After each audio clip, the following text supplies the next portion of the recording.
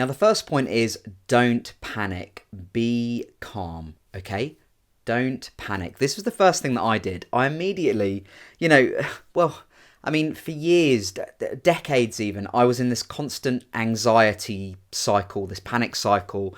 And with my trichotillomania, which for anyone who doesn't know, it's a hair pulling condition, I thought there was something seriously, seriously wrong with me, something seriously uncurable. I was defective in some sort of way. That lowered my self-esteem, but it also caused me a heck of a lot of stress. And I equate the stress of having bald patches on my head from a young age to guys when they're young, in their sort of 20s and 30s and even 40s, who are losing their hair and they're having to deal with the identity crisis, which I discussed in a previous video.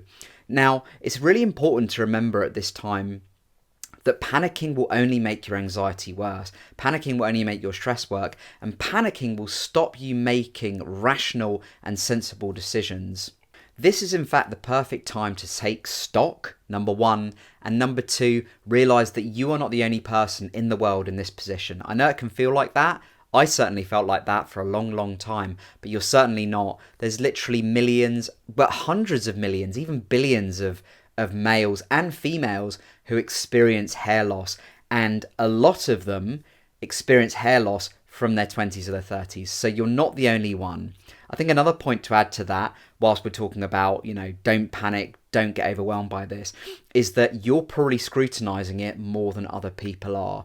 Chances are you've noticed it before someone has even made a comment about it. So again, this is useful to remind yourself, don't overthink these things, don't over scrutinize these things, because it's probably you that's putting a magnifying glass on this more so than anyone else. The second point, and this is a really important one, and it's overlooked by a lot of people, is, are you absolutely sure that what you're suffering from is male pattern baldness?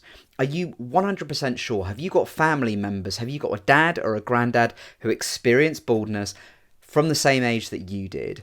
Because if you did, okay, the high chances are that you are suffering from male pattern baldness, and that's fine, you don't need to worry. If you're getting unexplained hair loss and you don't have family members that are experiencing hair loss or have experienced hair loss around the same age that you started experiencing hair loss, it may be worth seeing a medical professional and being like, look, I don't have this in my family. I am slightly concerned. Could this be a medical condition? Could this be, alopecia? Could this be something more sinister? Always worth getting checked out. What I will say is, if you're losing hair either from the crown or if you start receding at the sort of widow's peak area right here, then yes, it very, very, very likely is male pattern baldness. Or if you just start thinning generally on top, but the sides, or as we call it, the horseshoe around the sides and the back, if they are unaffected, then yes, male pattern baldness, very likely. If you're starting to lose patches of hair all over your head, or you're thinning all over your head, yes, that might be something to be concerned about, and it may well be worth seeing your medical professional, so your general practitioner, because it's always better to be safe than sorry. Before I get on to point 3, and this is probably the most important point in my opinion, because this is talking about your future. If you would like to support the content, please do subscribe. If you'd like to help me out and hit the like button on this video if you are finding it interesting. Obviously you don't have to, but if you're enjoying this content, please do. It'll help other people find this content. Now, in a roundabout way, on to point 3. So point 3 is looking for solutions and taking your time making those decisions. So many people who wear hair systems, myself included, have been through several treatments before actually landing on a hair system as the solution. So I'm talking about medical interventions, sort of like Propecia, otherwise known as finasteride, or minoxidil, or laser therapy for your scalp, SMP, which is basically where your scalp gets tattooed to give you the appearance of a shaved head, or even hair transplants. All of these things have, hair systems don't have side effects. I was going to say all of these things have side effects. Hair systems don't have side effects unless you have a very, very sensitive scalp which doesn't like glue or doesn't like tape. But pretty much 90% of these treatment options do have side effects, and you need to consider that.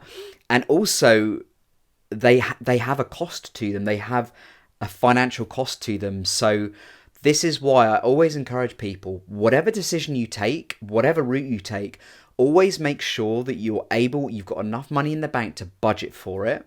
And also you've considered all the possible side effects, whether they be short term or lasting. So just to give you a rough idea of the kind of side effects that you might encounter with Propecia, which is probably the most commonly used medication for hair loss. It basically aims to halt hair loss in its tracks. It doesn't grow hair back, it doesn't usually anyway, but it does tend to do a fairly okay job of holding the line where it is, although I suppose if your hair loss is more aggressive, it doesn't work quite as well. But some of the side effects of that can be depression, they can be low libido. I've read about some people becoming infertile and stuff like that. So these are really quite unpleasant side effects, and those side effects don't go away for some people. I'm not saying all people, but for some people they don't go away, and they've been experiencing those side effects for 20 plus years. So it's a really, really important decision that you need to make if you're going to take that route. With a hair transplant, it might not work. You may need more hair transplants down the line. I know one person who's had at least 2 and is thinking of having a third. Each hair transplant was costing £8,000. So that's £24,000, 3 transplants. And you may well have to go to another country. A lot of people in the UK go to places like Turkey. You're not getting a guaranteed result, which kind of terrifies me a little bit. You fork out so much money, you're expecting to get a guaranteed result. But look, if you want to go that route, just make sure you've got the budget for it, and make sure that you have more than you need, because there's a very good chance that if you do take the hair transplant route, you may well need to get another one, 5 years down the line. Same with SMP, where you get it tattooed onto your scalp. It lasts like 5 years, and then it really starts fading like any tattoo does, and you'd need to get it done again.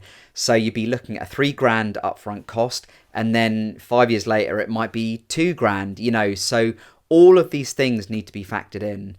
What I quite like about having a hair system is that you can really pick and choose. You can choose how dense you want it. You can choose the colour that you want. You can choose the quality of hair that you want.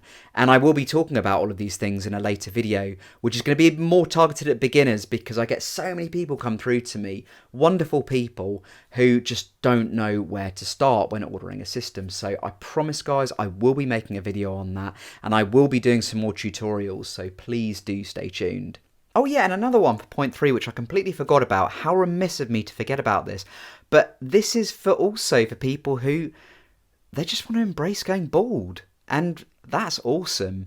As I've said in previous videos, and you guys who know me, you know how I feel about this. It's about what makes you feel okay in yourself. It's about what makes you feel confident in yourself and happy in yourself. And a lot of people are absolutely fine going the bald route. And I've got mates who just shave their heads and go bald, and they look really super cool. It works for them. For me, it was always going to be a little bit different. But yeah, if that's the route you want to take and you want to save a heck of a lot of money, you go for it, my friend. So in summary, guys, take your time. Don't panic. If necessary, get checked for anything medical that might be going on, and be rational. Assess your options. Take your time with it and ensure that you've got the budget to fulfill the route that you want to take. So guys, I'd love to hear from you. When you first started losing your hair, what were your initial thoughts and feelings? Did you get overwhelmed by it? Did you not know what to do? Or did you just jump straight into a treatment approach and it worked for you? What was your journey? Tell me in the comments box below. I'd love to hear, and I will speak to you lovely people very soon. Bye for now.